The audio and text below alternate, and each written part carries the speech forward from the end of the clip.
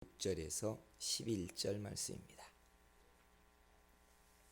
창세기 32장 6절로 11절 말씀 봉독해 드립니다.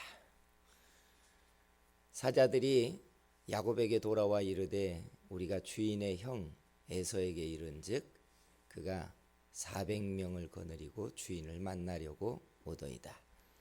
야곱이 심히 두렵고 답답하여 자기와 함께한 동행자와 양과 소와 낙타를 두 떼로 나누고 이르되 에서가 와서 한 떼를 치면 남은 한 떼는 피하리라 하고, 야곱이 또 이르되 내 조부 아브라함의 하나님 내 아버지 이삭의 하나님 여호와여 주께서 전에 내게 명하시기를 네 고향 네 족속에게로 돌아가라 내가 네게 은혜를 베풀리라 하셨나이다. 나는 주께서 주의 종에게 베푸신 모든 은총과 모든 진실하심을 지금도 감당할 수 없사오나 내가 내 지팡이만 가지고 이 요단을 건넜더니 지금은 두 때나 이루었나이다. 내가 주께 간구하오니 내 형의 손에서 에서의 손에서 나를 건져 내시옵소서. 내가 그를 두려워함은 그가 와서 나와 내 처자들을 칠까 겁이 나기 때문이니이다. 아멘. 하나님이 오늘 우리 예배 가운데 함께 하시고 우리에게 은혜 주시되 풍성하고 충만하게 은혜 주시기를 축복합니다. 옆에 있는 분에게 얼굴을 쳐다보고 은혜 받기를 축복합니다 해주세요. 할렐루야. 아멘. 열왕기에 보면 엘리야 시대 때 모두가 어렵고 힘든 시간만 보낸 게 아니라 은혜를 받은 사람들도 있습니다. 그 중에 대표적인 여자가 사렙다 과부예요.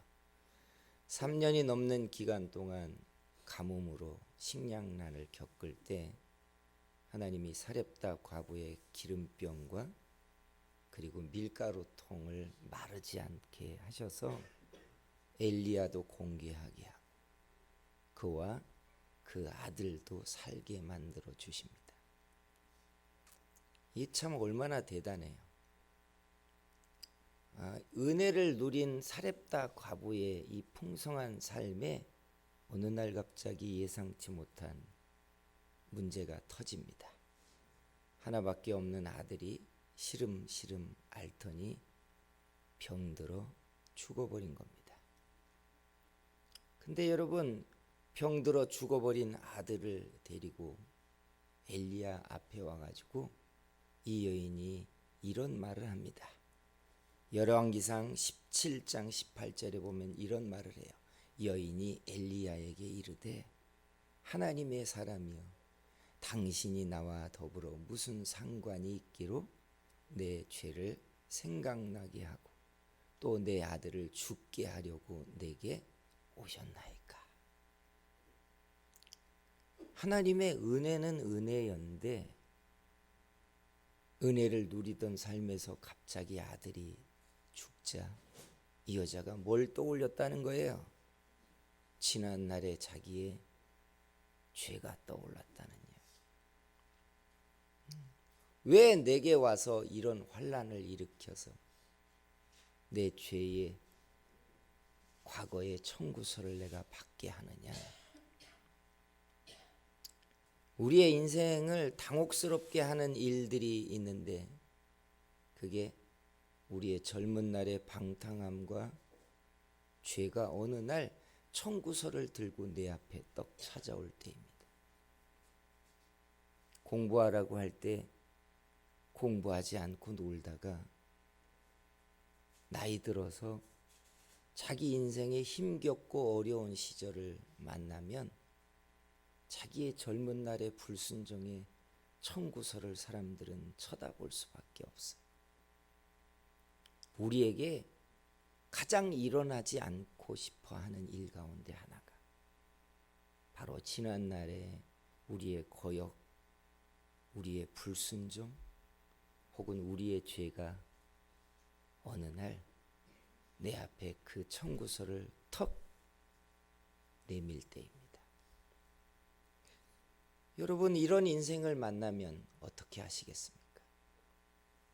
우리는 예수 믿으면서 하나님이 우리에게 긍휼과 은혜를 베풀어 주시기를 원하는 간절한 문제가 지난날의 우리의 불순종과 죄가 우리의 삶에 우리에게 값을 치르라고 찾아오지 않기를 바라는 거예요. 아무에게 이야기하지 않아도 나는 내 죄가 무엇인지를 알고 있고 내게 일어난 일들이 과거의 청구서라는 것을 우리는 알기 때문에 그렇습니다. 사랑하는 성도 여러분, 하나님께서 오늘 이 말씀을 통해 우리들에게 은혜 주시고 우리들에게 하나님이 우리의 문을 열게 하시는 길을 보여주시기를 축복합니다. 오늘 우리가 읽은 야곱의 이야기도 바로 그런 시리즈입니다. 오늘 말씀에 있는 내용처럼 그가 고향을 떠나 하란으로 갈 때는 지팡이 하나를 들고 삼촌에게 간 사람이 야곱입니다. 그리고 21년 동안 그는 거부가 되어서 성공한 사람이 됐습니다. 그런데 말이죠, 거부가 되어 성공한 야곱에게 어느 날 하나님이 나타나서 내 조부, 내 아비가 있었던 땅 가나안으로 돌아가라 라고 말했다는 거예요. 700km나 떨어져 있었던 브엘세바에서 밧담 아람까지는 700m, 700km나 떨어진 거리였으니 꽤 긴 시간을 걸어가야 하는 겁니다. 근데 이게 고향으로 돌아가는, 성공해서 큰 때를 이루고 부자가 되어 돌아가는 금이 환향을 하는 길이 아니라 야곱에게는 무거운 짐 같은 시간이 되었습니다. 왜냐하면 가나안은 자기의 조부, 자기의 아버지가 묻혀 있고 살아있는 그 땅으로 돌아가는 것만이 아니라 자기의 큰 숙제, 그 땅을 피해 도망 나왔던 바로 자신의 가슴을 짓누르는 과거의 짐이 그 땅에 있기 때문에 그래요. 바로 그의 형 에서와의 문제인 겁니다. 누구보다도 친밀하고 가까워야 된 쌍둥이 형 에서와의 문제는 그가 장자가 아님에도 불구하고 장자가 가지는 신앙의 유산을 얻으려고 형을 속이고 아버지를 속이며 장자의 기도를 받으면서 시작된 문제입니다. 이게 뭐가 큰 문제냐라고 말할지 모르지만 오늘날의 이야기로 떼다 붙이면 금방 이해가 돼요. 여러분에게 부모님이 어느 날 선산에다가 시골에 있는 땅에다가 무기명 자산들을 만들어 놓고 죽었는데 여러분의 동생이 말이죠, 어느 날 가가지고 여러분의 이름으로 가짜로 인감도장을 파가지고 재산 포기각서를 대신 만들어가지고 어느 날 법원에 제출해가지고 재산을 다 홀랑 가지고 외국으로 도망갔다고 생각해 보세요. 가만히 있겠어요? 에서가 가만히 있지 않았어요. 눈먼 아버지를 속이고 목소리를 흉내내고 자기의 피부 마냥 양털을 뒤집어 쓰고 그리고 야밤에 가서 자기 흉내를 내면서 안수기도를 받은 거잖아요. 그러니 에서가 뭐라고 말했냐면 내가 아버지가 죽고 나면 내가 너를 반드시 죽이리라 라고 야곱을 죽이겠다고 다짐을 했다. 그래서 밧담 아람으로 도망갔어요. 21년 동안 하나님이 야곱을 복주셔서 번성하고 번성해서 결혼도 하고 자식도 낳고 부자가 되어가지고 평안하게 살고 이제 내가 하나님으로 인하여 복을 받았다라고 말하는 시즌이 되었는데 하나님이 그에게 나타나 가나안으로 돌아가라는 거예요. 돌아가라는 거예요. 네가 안수기도를 받고 장자의 유산을 받았으니 그 땅을 챙기라는 말처럼 들리지만 그는 넘어야 될 태산 같은 고민과 대적이 그 앞에 떡 버티고 있는 거예요. 아니나 다를까 가나안 땅에 근접해서 사자를 한번 보냈더니 사자가 돌아와서 하는 말이 뭐냐면 형 에서가 400명의 칼찬 군대를 데리고 마주 나오고 있더이다. 죽이겠다는 뜻이잖아요. 이 상황을 만나고 나서 야곱이 하는 말을 보세요. 7절에 이런 말을 합니다. 야곱이 심히 두렵고 답답하여. 11절에는 이런 기도를 해요. 내가 주께 간구하오니 내 형의 손에서 에서의 손에서 나를 건져 내시옵소서. 그를 두려워함은 그가 와서 나와 내 처자들을 칠까 겁이 나기 때문이니이다. 피하고 싶었던 문제, 믿음의 소망 때문에 어쩔 수 없었다라고 말하지만 누군가에게는 자기의 욕망 때문에 상처투성이, 그것도 같은 쌍둥이 동생에게 배신을 당한 에서의 문제를 그는 피할 수 없게 된 겁니다. 더 정확하게 얘기하자면 하나님이 야곱을 끌어다가 에서 앞에 세우고 있는 겁니다. 이게 무슨 이야기겠어요? 네가 싼똥이니 네가 치우라라는 이야기로 틀린단 말입니다. 사랑하는 성도 여러분, 우리의 인생에 일어나지 않았으면 하는 이야기가 이런 거예요.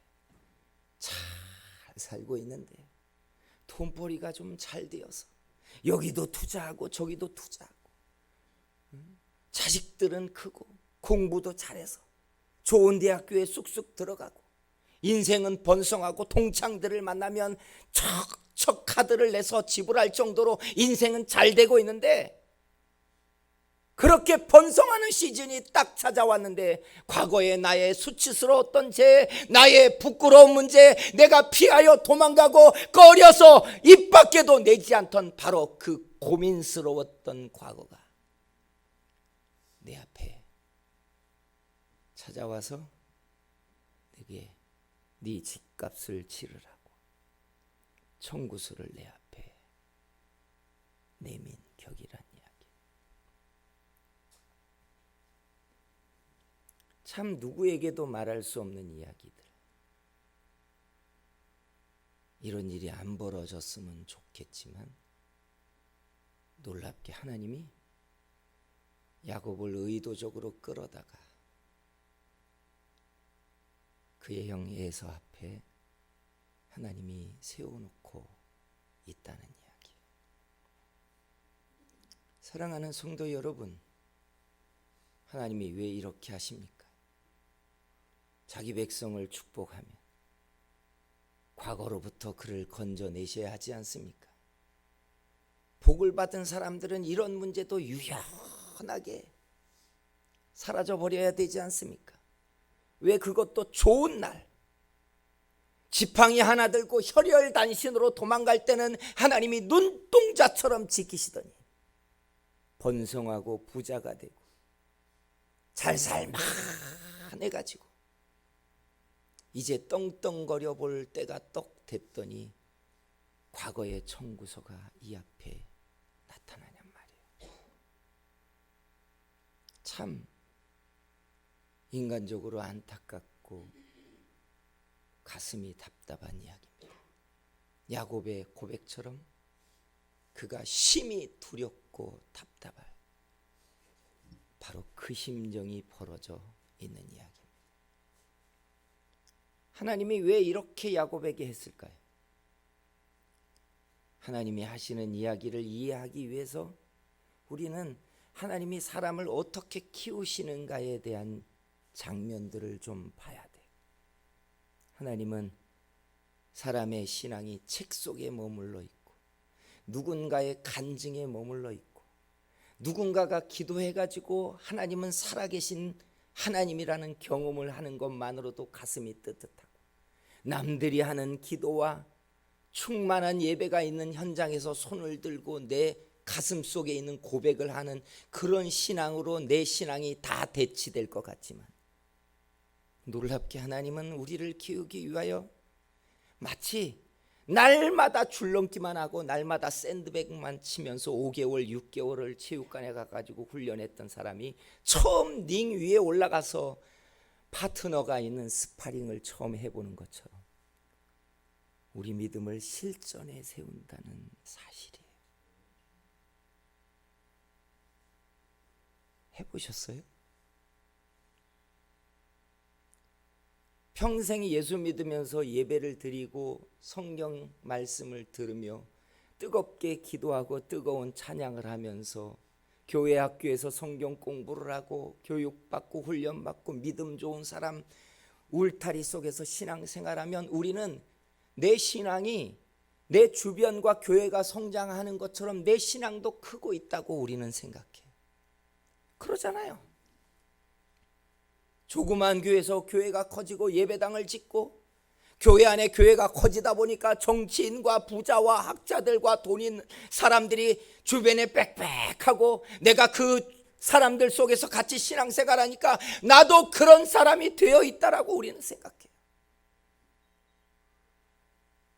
그런데 여러분, 어느 날 하나님이 링 위에 올라간 첫 스파링을 해보는 선수처럼 내 얼굴을 향하여 주먹을 휘두르는 상대 앞에 서보면 우리는 내 신앙의 알갱이가 무엇인지가 보이기 시작해요. 저는 해보지 않았습니다만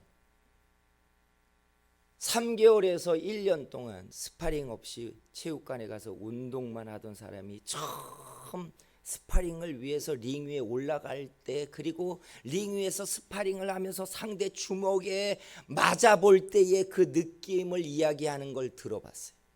3개월 동안 줄넘기만 한대요. 그리고 샌드백만 친대요. 샌드백을 치면서 어느 정도 몸이 만들어지고 나면 쇄도 모션이라는 걸 한대요. 그리고 링 위에서 날마다 스파링하는 사람들을 보면서 이미지 트레이닝을 한대요.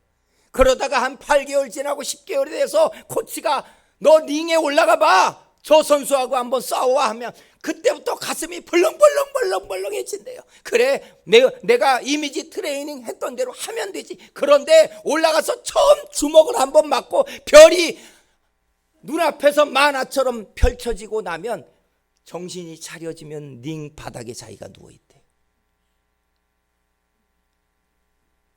아니, 내가 사람들 운동하는 걸 보면서 열심히 이리 피하고 저리 피하고 주먹을 내밀고 이런 훈련했는데 정신을 차려보니까 링 바닥에 자기 누워있다. 바로 이 이야기예요. 지팡이 하나를 들고 시작해가지고 하나님이 지켜주시고 복을 주시고 성실하며 하나님이 은혜 주시고 번성케 하고 부자가 되니까 내 믿음이 이런 복을 받은 사람이라고 야고보는 생각했어요. 그런데 자기의 대적, 자기의 문제, 자기의 고난 앞에, 에서 앞에 딱 서고 나니까 두렵고 떨리고 갑갑하고 견딜 수 없어서 그는 하나님 앞에 떨며 기도를 시작해요. 한 번도 해보지 않았던 철야 기도라는 걸 합니다. 아세요? 한 번도 해보지 않았던 부르짖는 기도라는 게 그에게 나오기 시작합니다. 매달리고 씨름을 하는데 누군가가 자기 앞에 있는 겁니다. 그를 붙들고 나를 축복해달라고, 나를 축복해달라고. 밤새도록 그가 소위 기도의 씨름이라는 걸 해보기 시작해. 하나님이요, 야곱을 그의 대적 에서 앞에 세운 이유는 바로 이 장면 때문이에요. 믿음은요, 실전을 해봐야 돼요. 평안하고 형통하고 시키는 대로 신앙생활했더니 응답을 누리고 뜨거운 찬양팀에 의해서 같이 부르짖어 기도하고 가슴이 벌렁벌렁하면 내 믿음이 하늘을 나는 것처럼 충만해지고, 내가 이렇게 근사한 신앙의 사람으로 산다고 나는 생각하는데, 어느 날 야곱의 고백처럼 견딜 수 없는 두려움과 갑갑함으로 무거운 짐이 자기의 가슴을 짓누리는 게 터지고 나면 내 신앙의 알갱이가 실전을 통해 보이기 시작하는 거예요. 하나님은 야곱을 의도적으로 에서 앞에 끌어다가 세운 거예요. 자, 이제 네 믿음을 보이라는 겁니다.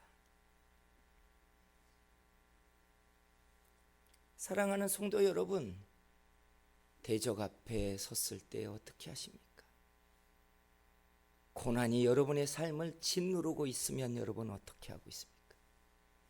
예수 믿으면 형통하고 평안하고 좋은 날로 복을 누린다라고 생각했는데, 어느 날 대적이 고난을 들고 와 여러분의 가슴을 짓누르게 하고 있고, 견딜 수 없게 하고, 평안한 단잠은 다 깨져버렸고 가슴에 우울과 괴로움이 찾아오면 그때 어떻게 하시냔 말이에요.